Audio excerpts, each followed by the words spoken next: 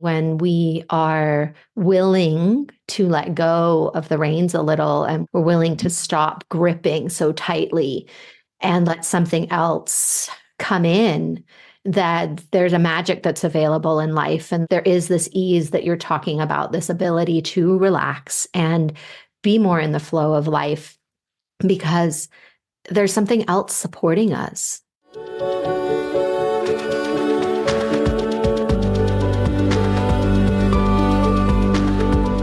We've all come here with a divine purpose, traveling on a stream of cosmic dust from the stars into our mother's wombs, born into this precious life. It is no accident that you are here, my love, on earth, in this moment, in this body. You are here longing to find your place, to align with your purpose, to embody your passions and to live into the dreams of your heart. Yet so often we get caught, suspended in the tangle of life, not able to move forward, not able to find solace and comfort in a world that has forgotten the truth of our existence. As we begin to remember, as we peel back the layers, as we come together to uncover our unique gifts and reconnect with our authentic selves, we are able to see another way of being, a new possibility, a different life waiting to be lived. I have experienced on this complicated and wild journey of life that when we connect with the story of our soul, it will show us the magic of this life that we have been missing. It will open a window into the very heart of who we truly are, of who we came here to be, and gives us answers to our ever-asking why. Hello, my loves. So good to be here with you. And as we dive into our podcast today, our episode is a little bit different. I wouldn't necessarily say it's a reading more than it's a conversation. Alison is here with us, and she was looking on how to be clear when it's time to move in a new direction. And we end up slipping more into a conversation than into the style of our typical reading.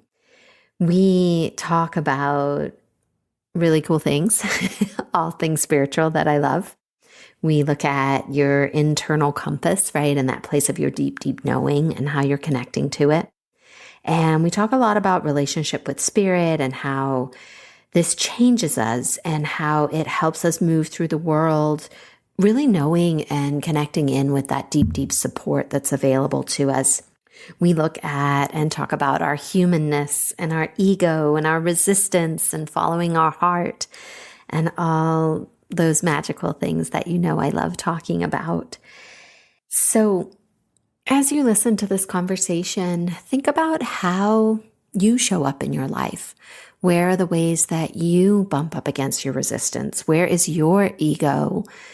Which to me, right, our ego is our conditioning, it's our programming, it's the parts of us that we created and put in place to keep us safe, to protect us from the world and from all the things that happen to us.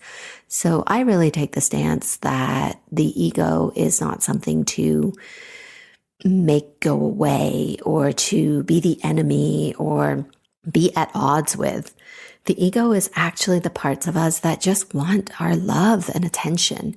And the more we place our love and attention on our ego with the purpose of getting to know it and shifting it, the more freedom we find on the other side. And the more we actually know ourselves and understand ourselves more deeply from this place of what is the truth of us? What is that big self, the true self, the essence, authentic self, versus the parts of us that are frantically clinging to the edges of our life and keeping us safe, keeping us small, but with the best of intentions.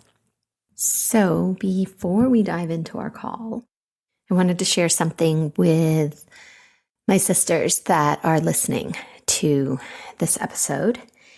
And I know that a lot of you listening are healers, intuitives, mediums, that you already do this work And some of you are on the threshold of bringing more of yourself to your life and navigating the space of changing one way of being as you move into this more soul-led and purposeful way of being. And in devotion to you and your journey and your path, a container is being created, and it's called the Crucible. The Crucible is a sacred circle of feminine alchemists living in devotion to the truth that is alive within us all. And she knows that you are here to play an important part in our evolution of the planet. You are here to support the healing and revitalizing of humanity just by being you. You are here to make great change. Your love and devotion matter. You matter. It's time to harness your power, tend to your heart, and answer the call. This is why the Crucible is calling you, because she knows that you are unique, that you are one of a kind, that you are a miracle. In her embrace, everything is revealed, everything is welcomed, and everything is changed. She beckons you. Come and take your place by her fire. The time for change is now. For more information and how to sign up, visit sarahnoble.com/crucible. There's also a link in the show notes. Come join us. Let's change the world together, united. I love you. Hi, Alison. Welcome to the podcast. How can I help you today? Hi, Sarah. I'm excited to be here with you today. So I think what I would like to talk about is how can you be clear on when it's time to move in a different direction, whether that be in a client relationship or in your business or someplace else. Thank you. So, as I feel into what you're asking, the first words that drop in are in a compass. And this idea, right, that we all hold internal wisdom that archetypally can look like a compass. And it is this guiding place inside us. It's called many different things. But ultimately, it lands in this space of you knowing this deep place inside you and building a relationship with it and trusting that even when it doesn't make any sense, and even when you don't know where you're going, that there is a deep, deep trust with this part of yourself that you locate and then step forward with each time a decision comes across your path. So how do you connect with this part of you? I think where I connect the most is, to your point, knowing that my intuition and my instincts are usually not wrong. And when I get a feeling that something isn't quite right or there's something I should look at, I've learned to recognize it pretty quickly when it comes up with me. But having said that, I also understand that the universe works in its own time. And sometimes we can know it and think that we're ready for it, but yet the evidence and the things that we're seeing and that are coming into our path are not quite matching up. How does that make you feel when that happens? I mean, I have learned to understand that there's a time and a place for everything. And when I feel like something isn't quite adding up, I usually check myself first. I check to see if, first of all, if I'm congruent with what it is I'm asking for. And I think we can be very sure sometimes of what we want. And then when we really sit with it and we think about it, we realize that something is just off. And I've learned to listen to that within myself. So to what I was just saying a minute ago, if I still feel like things are not coming into my path on my timetable, which I think as human beings, we have our own idea about time, then the first place I check is myself. What's off? What's not making sense? Am I being clear? Is there something else inside of me that's acting at the same time? Is there something that's not resolved? These are all questions I've learned to ask myself. And sometimes all of that can be exactly where it needs to be. And it is a timing thing. And I have learned over the years to understand and listen to that there's a reason why something hasn't appeared yet. And how, like in that space, right, with recognizing that there's a reason that something hasn't appeared, where do you get caught? Where does that not work? Well, I think when I get caught, it's when I realize that I'm not being patient. And that's my ego talking to me, just like I'm sure anybody listening can relate to that. I think, again, as human beings, we have our own idea of when we think things should happen. Right or wrong, that's what we think. And I just have to recognize that, and I've learned to recognize that when that's the case, that's usually my ego trying to talk to me. And I have to do a little self-talk and kind of check myself. Not saying that it's always easy, but that's usually what's happening. And sometimes I don't like that, if I'm being frank. But I've also learned, and I still remind myself of this, this is a daily practice for me, which is why I've come to trust when I get that feeling that there's a reason why I'm getting the feeling. And if something isn't appearing when I think it should appear, there's a reason for that as well. So, to what you were saying to me at the beginning of our conversation, yes, I have learned to trust myself and know that, okay, maybe it's not today, but that can mean that it can be another day. Yeah, it's a beautiful space when we can access that wisdom within. Where would you like to take our conversation? What feels true for you? I guess I'm not really sure. I feel very clear on where I'm headed and with the work that I'm doing in the world. And I'm within the last couple of weeks have gotten a tremendous amount of evidence that what I'm doing is the right thing. And I don't always have to like the fact that it doesn't happen as fast as I would like it, but I know that it is happening. Where are the places that you bump up against resistance? That's a good question. I find when I am feeling the most resistance is when I'm being asked to look at something in a different way. I can be aware that I need to look at something differently. I also have learned to feel that when I feel the resistance, it's because I'm not allowing something else to happen. And that's a human thing. And I'm very much a doer. I've always been a doer. And sometimes when I feel that resistance, it's when I need to stop doing and start receiving. And sometimes it's receiving in another area of my life instead of what I'm actually looking at that's in front of me. And usually when I can take a step back and I can think about the bigger picture, then it becomes a lot easier for me to understand. Yeah, that spiraling out, giving us that bigger view that encompasses more than when we get caught in the minutia of things. Well, I just think that it's the human condition to want to go and do. And I've, like a lot of people listening to this, I've been a business owner for a long time, probably close to 25 years. And you don't become successful with your business if you're not used to going out and doing. And so a lot of people can probably relate to this. That's my default, is to go and do. And in this process of growth and revolution in my own business that I was talking to you before we hit record for this conversation, I've really more or less gone through my own revolution and transformation with the work that I'm doing in the world more and more in the retreat space. And it takes an awful lot of self-belief and trust in yourself that you will figure it out. And I have to remind myself of that sometimes. Yeah.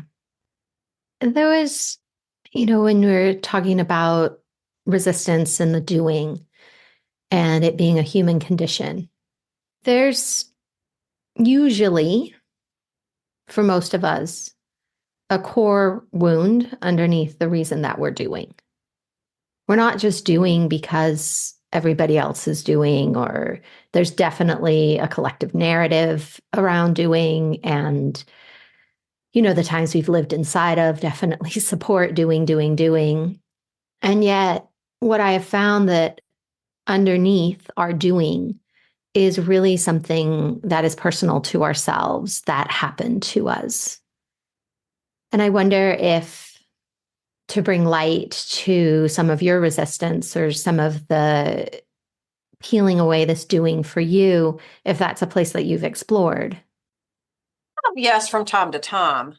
But I also know that you can only get so far on your own with the whole doing thing, if we're going to continue that theme. And I think for me, it probably starts with some of the people that I've had around me in my business, people that I've counted on in the past that haven't come through. And so it's been easy to adopt the mentality and the understanding that if it's going to get done, I have to do it. And to some degree, that's a trust issue too. But there's also a great amount of peace that you get within yourself when you learn to let go of that. And I feel like I've really gotten to a point where I understand that more and more for what it is. And there are just some things, sometimes some questions that will be revealed in their own time. And I've learned to become more at peace with that as well. And I have to be honest, it feels good to be able to say that and know that I'm speaking truth when I do that. There's a lot of peace that you can have in knowing that things will happen in their own time and really believing it. I think there are people out there that say it, but maybe they really don't believe it yet, but it makes them feel good to say it. But in my case, I can honestly say that I do believe it more and more. How has spirituality and a relationship with, a God of your understanding helped in that? Very much so. I spend time every morning after a workout, of course, doing devotional work. I mean, I grew up going to church on a regular basis, and like probably a lot of people can relate, life gets in the way and you kind of get out of the habit. But the nice thing about spirituality is that it can be what you want it to be. But it's also understanding that there's a higher power at work for everything in our lives. And the sooner that we can come to terms with that and understand that we don't have to know what that looks like, that we can just trust that everything's happening for us, it really does bring a lot of peace and a lot of security and a lot of just gratitude every day to know that I don't have to like it. I'm not saying that I like all of it, but I also know that everything that's happened is happening for a reason. And I'm excited to see what's next, I guess. Yeah. I found on my journey too that what has really changed everything is being in relationship with something greater than myself, something that I endeavor to know and understand at the limited capacity that our humanness can. I think that when this drives our journey, when we are willing to let go of the reins a little and we're willing to stop gripping so tightly and let something else come in, that there's a magic that's available in life. And there is this ease that you're talking about, this ability to relax and be more in the flow of life because there's something else supporting us. Yeah. Well, there's always something else supporting us. And, our human brains want to remind us of why things aren't right or why things aren't working out because we're conditioned as human beings to do that. We want to interpret life and the world around us with our senses. But all of our power is in what we don't see. And I think the sooner that we can, I don't want to say learn to accept it. It's not even really that. I'm not quite sure the word that I'm looking for, but it's more of a comfort level with that. Then it really does just help you be more at peace. Mm-hmm. Yeah. You mention, I think you mentioned the word power. If you didn't, it's here. But this really coming together and remembering where our true power comes from and aligning with each other, aligning with a divine source is what is going to change the power dynamics on our planet for us all and will bring in something that has long been forgotten in the way that it was intended to support us. I think that it's not a coincidence, it's not by accident that we are in this place. there's definitely been a lot that has come before us in the world and through humanity and through our ancestors that we are working to right and to change and to speak to a bigger picture than we've been allowed to talk about for a long time. Right. I would agree with that. I do think that the more that we can connect to that, whether you call it source energy, God, universe, whatever, I think the more we can connect with that, then not just the more possibility we see for what we can do in the world, but also what's available to us because we live in an infinite world. I really believe that. And anything is available at any time. It's just a matter of us being the right energetic match for it. Mm-hmm. Yeah. And the way I see that is that we have to come together and we have to heal our wounds and those of each other and those of humanity, of women, of poverty, of racism, of all the different things. And this is where our freedom lives, is in our willingness to look at these things, to talk about these things, to bring them through the filter of God. Yeah. Yeah. And how are we here to rewrite history? Yeah. I would agree with that.